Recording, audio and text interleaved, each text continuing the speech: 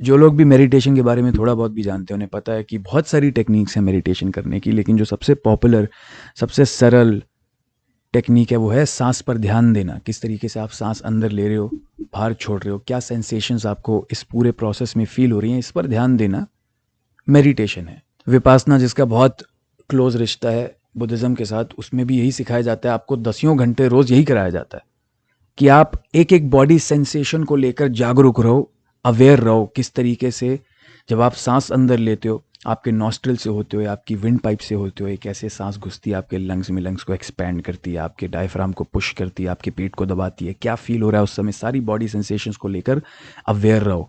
किस तरीके से वापस आपकी लंग्स स्क्वीज हो रही हैं, हवा निकलते हुए आपकी विंड पाइप से होते हुए, आपकी नॉस्ट्रिल से होते हुए, कैसे वो पुश कर रही है आपके अपर लिप को, आपके ऊपर वाले होठ को, इस तक को लेकर आप अवेयर हो।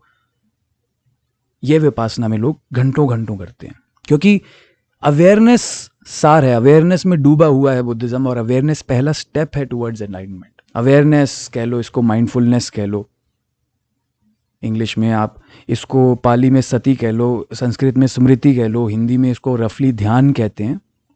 ध्यान की कमाल की बात यह है कि ध्यान आपको उस हर चीज़ में लगाना पड़ता है जो आपको सीखनी है, जो आपको सिखाई जाती है दुनिया में।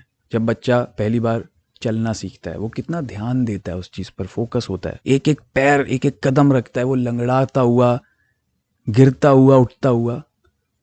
लेकिन फिर एक टाइम ऐसा भी आता है जब चलने के बारे में वो सोचता भी नहीं है, चलते हुए वो कान में गाने लगा लेता है और उसका ध्यान कहीं और भटका हुआ है, वो 100 ख्यालों में घूमा हुआ है, लेकिन उसका ध्यान बिल्कुल भी इस पर नहीं है चलने पे, क्योंकि ये वो बचपन में सीख चुका है। अब तो वो दौड़ता है। बचपन में बच्चों को लैंग्वेज सिखाया जाता है, आ ई ऊ, उसके लिए बोलना धर्म संकट बन जाता है। लेकिन एक टाइम ऐसा आता है जब वो घंटों बातें कर सकता है बिना ध्यान दिए हुए इस बात पे कि वो क्या बोल रहा है।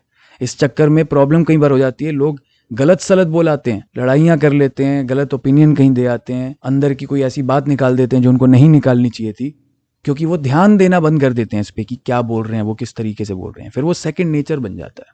तो इन पर तो आप ध्यान देना शुरू कर दोगे, इन पर तो आप वापस ध्यान देना शुरू कर दोगे, क्योंकि एक टाइम पर आपने इस पर ध्यान दिया है। कैसे आप चलते हो, कैसे उठते हो, कैसे बैठते हो, एक टाइम पर आपने इस पर ध्यान दिया है जब आप सीख रहे थे फाउंडेशनल पीरियड में।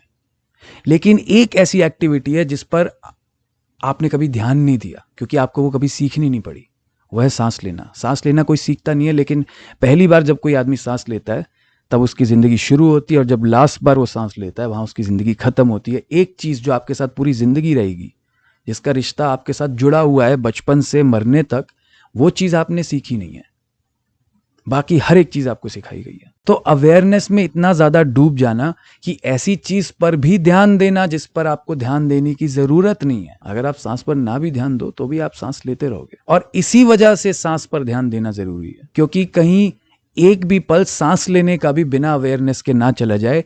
ये एग्जाम्प्लीफाई कर दिया उन्होंने इसी मेडिटेशनल टेक्निक के साथ। ये ट्रिगर करता है आपके अंदर कुछ बड़ा, जब आप सांस जैसी छोटी सी चीज पर भी ध्यान देने लग जाओगे, ऐसी चीज जिस पर आपको ध्यान देने की जरूरत नहीं है, फिर आप अपने आप ही उन चीजों पर ध्यान देने के लिए ट्रिगर होगे जिस पर ध्यान देने की जरूरत है, जो कि हैं आपके इमोशनल रिएक्शंस, जिस पर हम कभी ध्यान नहीं देते हैं। एक सेकंड में गुस्सा हो जाना, एक सेकंड में दुखी हो जाना, एक सेकंड में खुश हो जाना, एक सेकंड में चिल्लाना, एक सेकंड में चुप हो जाना, इस पर आपका ध्यान आना शुरू हो जाएगा। इसके लिए आप ट्रिगर होगे। योगा भी कुछ इसी तरीके की है। योगा लोग सोचते हैं सिर्फ एक फिजिकल एक्सरसाइज है, फिट रहने का तरीका है, लेकिन योगा को तो बहुत ज़्यादा स्पिरिचुअल प्रैक्टिस के साथ जोड़ा हुआ है। अब फिटनेस का स्पिरिचुअल प्रैक्टिस के साथ क्या जुड़ा हुआ है, लेकिन योगा का जो आप समझो रूट है, जो उसका ओरिजिन है योगा वर्ड का, वो युज है। युज का मतलब है to join, to be one with yourself. किसके साथ आप वन होगे? अपने सेल्फ के साथ। जब आप अपनी बॉडी को रोज उस स्ट्रेसफुल पोजीशन में डालोगे और वहां पर भी आप ईज फील करोगे, तो आप अपनी बॉडी के साथ एक हो जाओगे। अपने फिजिकल सेल्फ के साथ जब आप एक होगे तो वो ट्रिगर करेगा आपकी स्पिरिचुअल बॉडी के साथ एक होना। आप एक तभी हो सकते हो अपने आप जब आप अपने आप को जानते हो, जब आप अपने आप को लेकर अवेयर होते हो। अवेयरनेस, माइंडफुलनेस बार बार आएगा ये, क्योंकि यही पहली पौड़ी है, यही पहला स्टेप है। इसलिए हर एक बिगिनर जो मेडिटेशन शुरू करता है, सांस पर ध्यान देना, इससे शुरू करता है। सबसे पॉपुलर टेक्निक है ये। मैं क्वेश्चन करता हूँ तभी तो मैं इंसान हूँ। सवाल जो मैं पूछूं तभी